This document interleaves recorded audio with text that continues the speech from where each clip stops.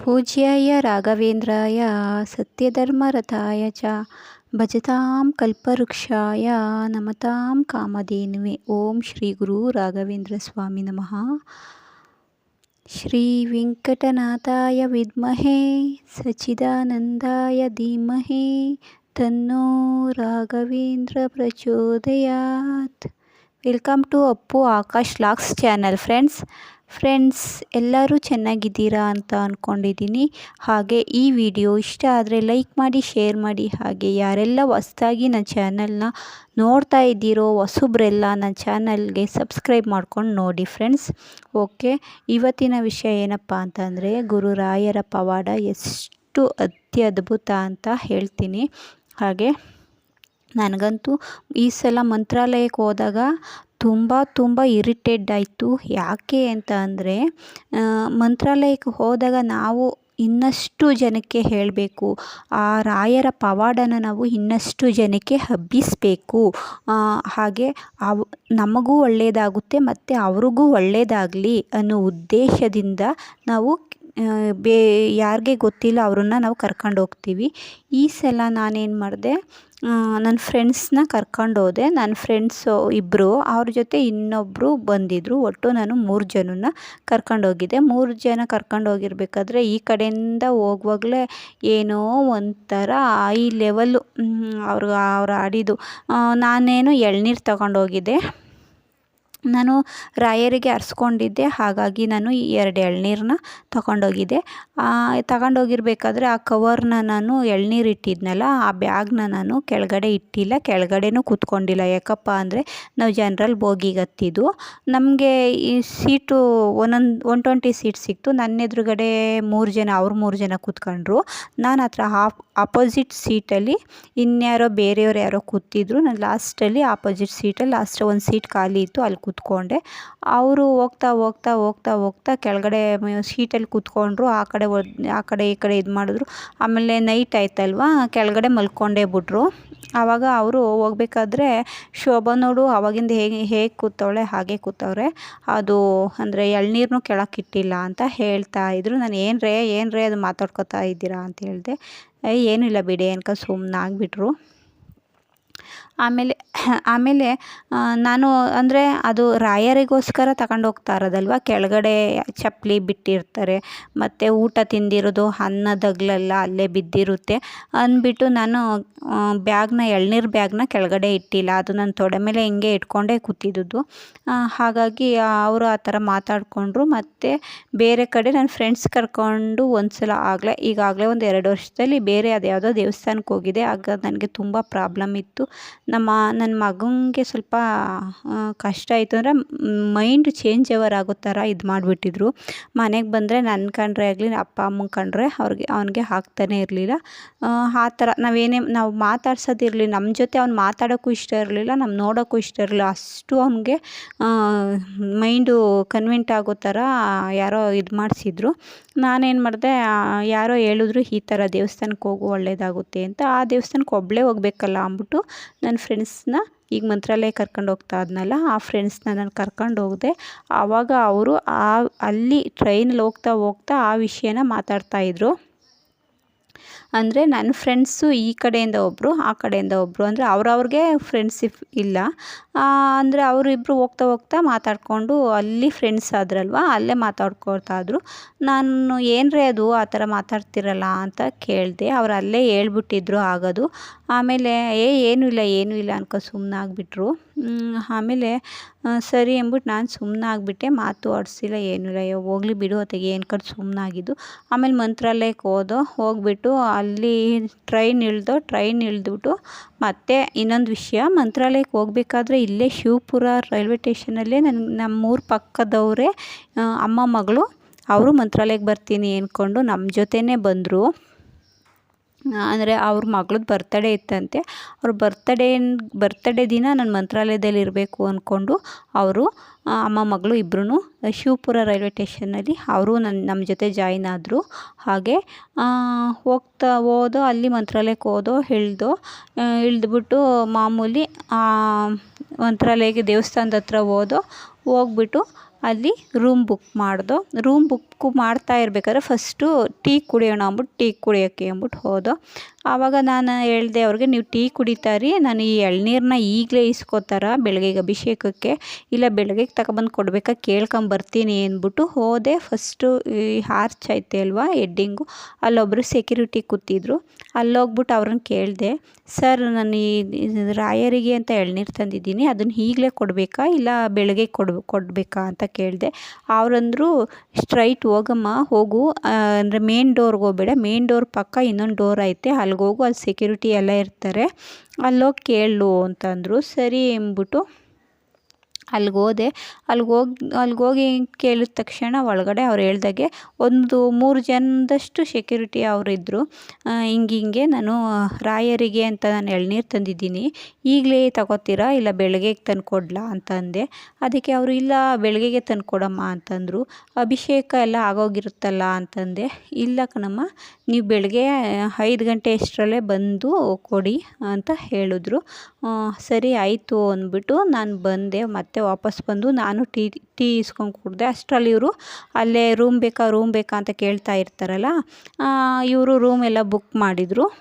ಸರಿ ಆಯಿತು, ಟೀ ಕುಡ್ಕೊಂಡು ನಾವು ರೂಮ್ಗೆ ಹೋಗ್ಬಿಟ್ಟು ಅಲ್ಲಿ ಇವ್ರಿಗಾಗಲೇ ಮನಸ್ತಾಪ. ಏನಪ್ಪ ಅಂದರೆ, ನಮ್ಮನ್ನು ಬಿಟ್ಬಿಟ್ಟು ಹೊಂಟೋದ್ಲು, ಅಲ್ಲಿ ಕೇಳೋಕ್ಕೆ ಇಲ್ಲಿ ಕೇಳೋಕ್ಕೆ, ಅವಳೊಬ್ಬಳೇ ಹೊಂಟೋದ್ಲು ನಮಗೆ ಬಿಟ್ಬಿಟ್ಟು ಅನ್ನೋದೊಂದು ಇವ್ರಿಗಾಗಲೇ ಮನಸ್ತಾಪ. ಅಂದರೆ ನಾನು ಅದನ್ನು ಕೇಳೋಕ್ಕೂ ಇವ್ರನ್ನ ಜೊತೇಲಿ ಕರ್ಕೊಂಡು ಹೋಗ್ಬೇಕಿತ್ತಂತೆ. ಎಷ್ಟು ಜನ? 5 ಜನ ಅವರಿದ್ದರು. 5 ಜನ ಎಲ್ಲ ಇದ್ದಾರಲ್ಲ ಅಂದ್ಬಿಟ್ಟು ನಾನು ಒಬ್ಬಳೇ ಹೋದೆ. ಸುಮ್ಮನೆ ಯಾಕೆ ಅಷ್ಟು ದೂರ ಅನ್ನೋದು ನನ್ನ ಮೈಂಡಲ್ಲಿ ಆ ಥರ ಅವ್ರನ್ನ ಬಿಟ್ಬಿಟ್ಟು ಹೋಗಬೇಕು ಅನ್ನೋದೇನು ಕೆಟ್ಟದ್ದು ಉದ್ದೇಶ ಏನಿರಲಿಲ್ಲ. ಮಾಮೂಲಿ ನಾನು ಹೋದೆ, ಕೇಳ್ಕೊಂಡು ಬಂದೆ.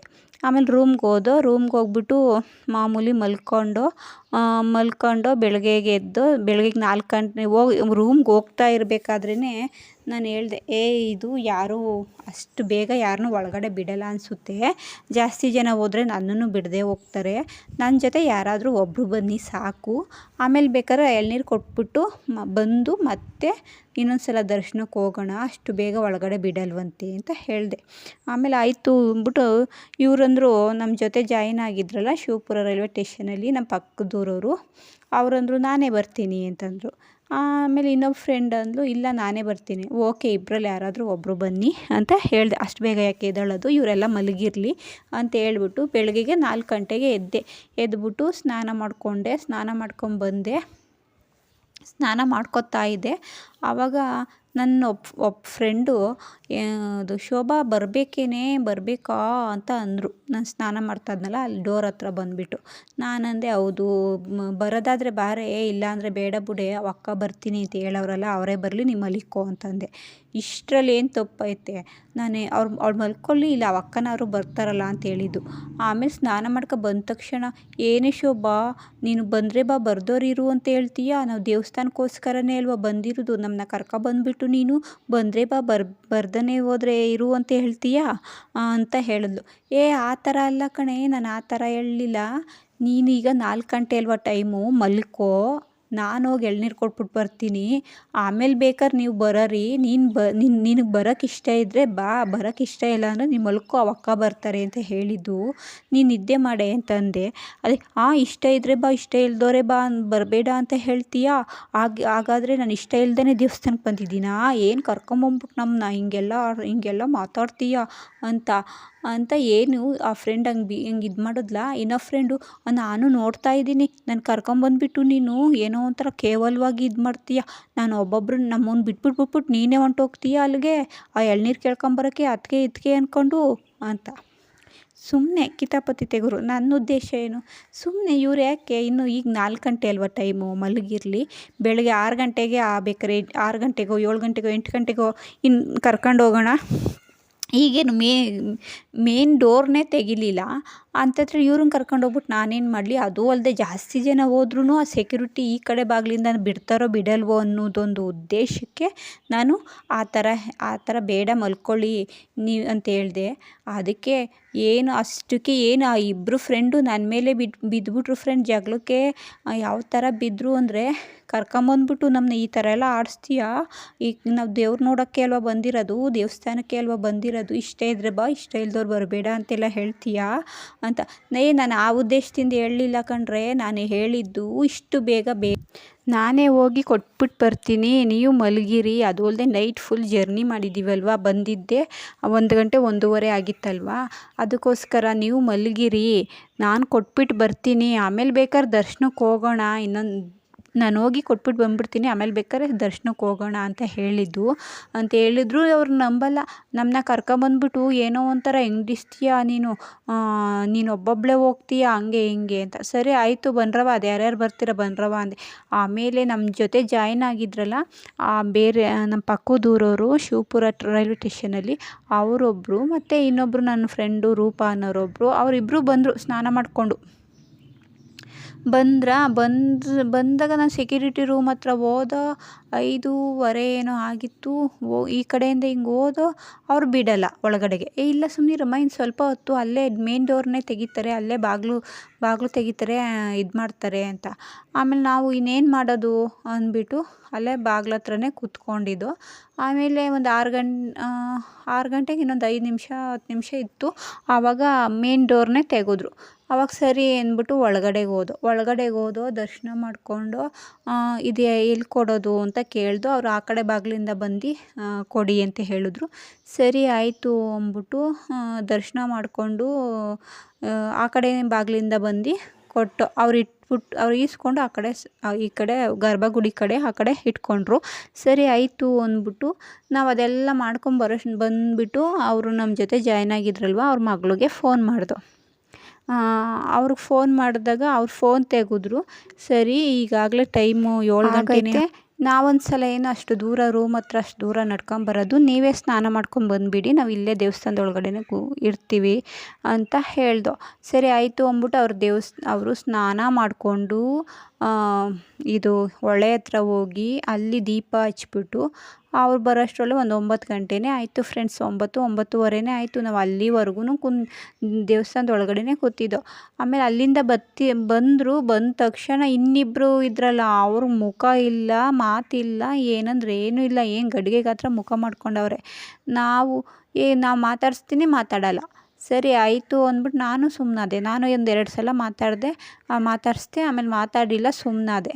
ಆಮೇಲೆ ಏನು ನಮ್ಮ ಜೊತೆ ಸೇರೋದೇ ಇಲ್ಲ. ನಾವು ಮಂತ್ರಾಲಯಕ್ಕೆ ಮತ್ತೆ ಅವ್ರ ಜೊತೆ ಒಂದು ಸಲ ಒಳಗಡೆಗೆ ದರ್ಶನಕ್ಕೆ ಹೋಗಿ ದರ್ಶನಕ್ಕೆ ಹೋಗ್ಬೇಕಾದ್ರೆ ಈ ಕಡೆ ಗೇಟ್ ತೆಗೆದು ರಾಯರಿಗೆ ಇನ್ನೂ ಹತ್ರದಲ್ಲಿ ನಮ್ಮನ್ನ ದರ್ಶನಕ್ಕೆ ಬಿಟ್ಟರು. ಸರಿ ದರ್ಶನ ಮಾಡಿಕೊಂಡು ಆಚೆ ಬಂದುಬಿಟ್ಟು ನಾಷ್ಟಕ್ಕೆ ಹೋದೋ. ನಾಷ್ಟ ಮಾಡಿಕೊಂಡು ಆವಾಗಲೂ ಅಷ್ಟೇ ಅವರೇ ಒಂದು ಹೋಟ್ಲಿಗೆ ಹೋಗ್ತಾರೆ. ಮತ್ತು ನಾಷ್ಟ ಮಾಡಿಕೊಂಡು ಅಲ್ಲಿಂದ ಬಂದು ಆಟೋ ಹತ್ಕೊಂಡು ಬಿಚಾಲೆಗೆ ಹೋದೋ. ಅಲ್ಲಿ ಎಲ್ಲ ರಾಯರ ದರ್ಶನ ಎಲ್ಲ ಮಾಡಿಕೊಂಡು ಮತ್ತೆ ಮಂತ್ರಾಲಯಕ್ಕೆ ಬಂದುಬಿಟ್ಟು ಮತ್ತೆ ರೂಮ್ಗೆ ಹೋಗ್ಬಿಟ್ಟು ಸ್ವಲ್ಪ ಹೊತ್ತು ಮಲ್ಕೊಳ್ಳೋಣ ಅಂತ ಸ್ವಲ್ಪ ಹೊತ್ತು ಮಲಗಿದ್ದೋ. ಮತ್ತೆ ಮಧ್ಯಾಹ್ನ ಎದ್ಬಿಟ್ಟು ಇನ್ನೇನು ಹೋಗೋಣ ಅಂದ್ಬಿಟ್ಟು ಒಂದು 4 ಗಂಟೆ ಅಷ್ಟರಲ್ಲೇನೋ ಎದ್ದು ಮತ್ತೆ ಎಲ್ಲ ರೆಡಿಯಾದ, ಫ್ರೆಶ್ ಅಪ್ ಆದೋ. ಮತ್ತೆ ಇನ್ನೊಂದು ಸಲ ರಾಯರ ದರ್ಶನಕ್ಕೆ ಹೋಗೋಣ ಅಂತಂದೆ. ಇವ್ರು ಯಾರೂ ಏನೂ ಇದು ಮಾಡಿಲ್ಲ, ಮಾತಾಡಿಲ್ಲ. ಹೋಗ್ಲಿ ಬಿಡಿ ಎಂದ್ಬಿಟ್ಟು ಬಂದುಬಿಟ್ಟು ಇವರು ನಮ್ಮ ಜೊತೆ ಜಾಯ್ನ್ ಆಗಿದ್ರಲ್ವ, ಅವ್ರು ಬಸ್ಸಲ್ಲೇ ಹೋಗೋಣ ಬನ್ನಿ ಅಂತ ಹೇಳಿದ್ರು. ಸರಿ ಆಯಿತು ಅಂದ್ಬಿಟ್ಟು ಅಲ್ಲಿಂದ ಗೌರ್ಮೆಂಟ್ ಬಸ್ ಸ್ಟ್ಯಾಂಡ್ಗೆ ಹೋಗಿ ಅಲ್ಲಿಂದ ರಾಯಚೂರು ಬಸ್ ಹತ್ತಿದೋ. ರಾಯಚೂರು ಬಸ್ ಹತ್ತಿ ಅಲ್ಲಿಗೆ ಬಂದಾಗ 6 ಗಂಟೆ ಆಗಿತ್ತು. 6 ಗಂಟೆಗೆ ಒಂದು ಬಸ್ಸು ಬೆಂಗಳೂರು ಬಸ್ ಇತ್ತು. ಅಲ್ಲಿಗೆ ಬಸ್ ಹತ್ತಿದೋ. ಸೀಟೆಲ್ಲ ಇದಾಗಿಬಿಟ್ಟಿತ್ತು, ನಮಗೆ ಕೂತ್ಕೊಳ್ಳೋಕೆ ಇರಲಿಲ್ಲ. ಆದರೆ ನಾವು ಡ್ರೈವರ್ ಪಕ್ಕ ಒಂದು ಡಬ್ಬ ಥರ ಇರುತ್ತೆ ನೋಡಿ, ಅದೇನಂತಾರೆ, ಅದೇ ಕಬ್ಬಿಣದಲ್ಲಿ, ಅದ್ರ ಮೇಲೆ ನಾನು ನನ್ನ ಫ್ರೆಂಡ್ ಕೂತ್ಕೊಂಡು, ಇನ್ನಿಬ್ಬರು ಫ್ರೆಂಡ್ಸ್ಗೆ ಸೀಟ್ ಸಿಕ್ತು. ಒಟ್ಟೆ 3 ಜನಕ್ಕೆ ಸಿಕ್ತು. ಇನ್ನು ನಮ್ಮಿಬ್ರಿಗೆ ಸಿಕ್ಕಿರಲಿಲ್ಲ. ಸರಿ ಆಯಿತು, ಹೆಂಗೋ ಅಡ್ಜಸ್ಟ್ ಮಾಡ್ಕೊಂಡು ಹೋಗೋಣ ಅಂದ್ಬಿಟ್ಟು ಬಂದೋ. ಆವಾಗಲೂ ಮಾತಿಲ್ಲ. ಮತ್ತು ಮಧ್ಯ ಅದು ಯಾವುದೋ ಒಂದು ಇದರಲ್ಲಿ ಡಾಬಾದ ಹತ್ರ ತಗೊಂಡೋಗ್ಬಿಟ್ಟು ಬಸ್ ನಿಲ್ಲಿಸ್ಬಿಟ್ರು. ನಾವು ಮಂತ್ರಾಲಯದಿಂದ ಬರ್ತಾವೆ, ಅಲ್ಲಿ ನೋಡಿದ್ರೆ ಬರೀ ನಾನ್ ವೆಜ್ಜು. ಒಳಗಡೆ ಹೋದ್ರೆ ಯಾಕಾದರೂ ಒಳಗಡೆ ಹೋದ್ವಪ್ಪ ಅಂತ ಅನ್ನಿಸ್ಬಿಡ್ತು. ಆಮೇಲೆ ಸರಿ ಅಂದ್ಬಿಟ್ಟು ಒಂದು ಜ್ಯೂಸ್ ಕುಡ್ಕೊಂಡು ಆಚೆಗಡೆಗೆ ಬಂದು ಜ್ಯೂಸ್ ಕುಡ್ಕೊಂಡು ಬಂದು ಬಸ್ಸಲ್ಲಿ ಕೂತ್ಕೊಂಡು, ಇವರೇನು ಆವಾಗಲೂ ಮಾತಿಲ್ಲ, ಏನೂ ಇಲ್ಲ. ಅಲ್ಲಿಂದ ಸ್ಟ್ರೈಟು ಬೆಂಗ್ಳೂರಿಗೆ ಬಂದ. ಬೆಂಗಳೂರಲ್ಲೂ ಮಾತಿಲ್ಲ. ಬೆಂಗಳೂರಲ್ಲಿ ಬಸ್ ಹತ್ಕೊಂಡು ಸ್ಯಾಟ್ಲೈಟು ಮೆಜೆಸ್ಟಿಕಲ್ಲಿ ಬಸ್ ಹತ್ಕೊಂಡು ಸ್ಯಾಟ್ಲೈಟ್ಗೆ ಬಂದು ಆವಾಗಲೂ ಮಾತಿಲ್ಲ. ಮತ್ತು ಸ್ಯಾಟ್ಲೈಟೇ ಬಸ್ ಹತ್ಕೊಂಡು ಮದ್ದೂರಿಗೆ ಬಂದು ಆವಾಗಲೂ ಮಾತಿಲ್ಲ. ಆವಾಗ ಊಟ ಮಾಡೋಕ್ಕೇನೋ ಹೋಗ್ತಾಯಿದ್ರು. ನಾನು ಅಯ್ಯೋ ಇಲ್ಲೆಲ್ಲ ಏನು ತಿನ್ನೋದು, ಬಸ್ ಅಂದರೆ ಹತ್ರ ಅಲ್ವಾ ನಮಗೆಲ್ಲ ಪರಿಚಯ ಇರ್ತಾರೆ. ಅದು ಅಲ್ಲದೆ ನನ್ನ ಮಗ ಎಳ್ನೀರು ಬಿಸ್ನೆಸ್ ಮಾಡ್ತಾನೆ. ಎಲ್ಲ ಇದು ವಾಟ್ಸಪ್ಪಲ್ಲಿ ಸ್ಟೇಟಸಲ್ಲೆಲ್ಲ ಫೋಟೋಗಳು ನೋಡಿರ್ತಾರಲ್ವ ಅಂದ್ಕೊಂಡು ನಾನು ಸುಮ್ಮನೆ ಬಂದುಬಿಟ್ಟೆ. ಬೇಡ ಇನ್ನೇನು ಮನೆಗೆ ಹೋಗ್ತೀವಿ ಅಂದ್ಕೊಂಡು. ಆಮೇಲೆ ಅಲ್ಲಿಂದ ಮದ್ದೂರಿಂದ ಊರಿಗೆ ಬಂದು ಮಾತೇ ಇಲ್ಲ. ಆವಾಗ ಅನ್ನಿಸ್ತು, ಅಪ್ಪ ತಂದೆ ರಾಯರೇ, ನಾನು ಇವ್ರಿಗೆ ಕರ್ಕೊಬಂದು ತಪ್ಪು ಮಾಡಿದೆ ಅಂತ ಅನ್ನಿಸ್ತೈತೆ. ಸಾರಿ ರಾಯರೇ, ನಂದೇನಾರು ತಪ್ಪಿದ್ರೆ ಕ್ಷಮಿಸ್ಬಿಡಿ. ನಂದಂತೂ ತಪ್ಪಿಲ್ಲ ರಾಯರೇ. ನನ್ನ ಮನಸ್ಫೂರ್ತಿಯಾಗಿ ಅವ್ರು ಇನ್ನೂ ಸ್ವಲ್ಪ ಹೊತ್ತು ಮಲ್ಕೊಳ್ಳಿ, ಇನ್ನೂ ಸ್ವಲ್ಪ ಹೊತ್ತು ನಿದ್ದೆ ಮಾಡಲಿ, ಅವ್ರ್ಯಾಕೆ ಇಷ್ಟು ಬೇಗ ಬರಬೇಕು ಅನ್ನೋ ಉದ್ದೇಶದಿಂದ ನಾನು ನನ್ನ ಜೊತೆ ಒಬ್ಬರು ಬನ್ನಿ ಸಾಕು ಅಂತ ಹೇಳಿದೆ ಅಷ್ಟೇ, ಎಳ್ನೀರು ಕೊಡೋಕ್ಕೆ. ಅದು ಬಿಟ್ಬಿಟ್ಟು ಅವ್ರನ್ನ ಬಿಟ್ಟು ಹೋಗಬೇಕು ಅನ್ನೋ ಉದ್ದೇಶದಿಂದ ನಾನು ಅವ್ರಿಗೆ ಈ ಥರ ಹೇಳಲಿಲ್ಲ ರಾಯರೇ, ದಯವಿಟ್ಟು ನಂದು ತಪ್ಪಿದ್ರೆ ಕ್ಷಮಿಸಿ ಅಂತ ರಾಯರಲ್ಲಿ ಬೇಡ್ಕೊಂಡು ಅಲ್ಲಿಂದ ಬಂದು ಸ್ವಲ್ಪ ಹೊತ್ತು ಮಲಗಿದ್ದೆ. ಸ್ವಲ್ಪ ಹೊತ್ತು ಮಲಗಿದ್ದು ಆಮೇಲೆ ಎದ್ದು ಮನೆಯೆಲ್ಲ ಕ್ಲೀನ್ ಮಾಡಿ ಸಾಯಂಕಾಲ ರಾಯರಿಗೆ ತುಪ್ಪದ ದೀಪ ಹಚ್ಚಿ ಪೂಜೆ ಮಾಡಿ ಪ್ರಸಾದ ಎಲ್ಲ ಇಟ್ಟು ಪೂಜೆ ಮಾಡಿ ಆಮೇಲೆ ಇಲ್ಲೂ ರಾಯರಿಗೆ ಬೇಡ್ಕೊಂಡೆ. ಯಾಕಾದರೂ ಇವ್ರನ್ನ ಕರ್ಕೊಂಬಂದನೋ ಅಂತ ಅನ್ನಿಸ್ತೈತೆ ರಾಯರೇ, ದಯವಿಟ್ಟು ನನಗೆ ಕ್ಷಮಿಸಿ ರಾಯರೇ ಅಂತ ಅಂದ್ಕೊಂಡು ಬರೀ ಅಷ್ಟಕ್ಕೆ ಅವ್ರು ಮುನ್ಸ್ಕೊಂಡ್ರು. ಆಮೇಲೆ ಸರಿ ಹೋಗ್ಲಿ ಬಿಡು ಅಂದ್ಕೊಂಡು ನಾನು ಸುಮ್ಮನಾದೆ. ಆಮೇಲೆ ಏನಪ್ಪ ಅಂತಂದರೆ ಮತ್ತೆ ಅವ್ರದ್ದು ಫೋನು ಇಲ್ಲ, ಏನೂ ಇಲ್ಲ. ಅದೇ ನನ್ನ ಜೊತೆ ಬೆಳಗಿನ ಜಾವ 5 ಗಂಟೆಗೆ ಒಬ್ಬರು ಫ್ರೆಂಡ್ ಬಂದ್ರಲ್ಲ, ಅವ್ರದ್ದು ನನ್ನ ಜೊತೆ ಫೋನ್ ಕಾಂಟ್ಯಾಕ್ಟಲ್ಲಿ ಅವರೇ. ಇನ್ನಿಬ್ಬರು ಬರಲಿಲ್ವಲ್ಲ, ಅವರು ಫೋನು ಇಲ್ಲ, ಏನಂದರೆ ಏನೂ ಇಲ್ಲ. ನನ್ನ ಜೊತೆ ಮುನ್ಸ್ಕೊಂಡು ಇದಾಗಿ ಇಷ್ಟು ದಿನ ಆದರೂ ಆಗಲೇ 2 ತಿಂಗಳು 2.5 ತಿಂಗಳು ಆಗೈತೆ. ಇನ್ನೂ ಫೋನು ಮಾಡ್ತಾಯಿಲ್ಲ, ಏನೂ ಇಲ್ಲ. ಹೋಗಲಿ ಬಿಡಿ, ಒಳ್ಳೇದು ಮಾಡಿದರೆ ನಮಗೆ ಒಳ್ಳೇದಾಗುತ್ತೆ. ನಾನು ಒಳ್ಳೆ ಉದ್ದೇಶದಿಂದನೇ ಅವ್ರನ್ನ ಬರಬೇಡಿ, ನೀವು ಮಲ್ಕೊಳ್ಳಿ ಇನ್ನೊಂದು ಸ್ವಲ್ಪ ಹೊತ್ತು, ನಾನು ಹೋಗಿದ್ದು ಬರ್ತೀನಿ ಅಂತ ಹೇಳಿದ್ದೆ.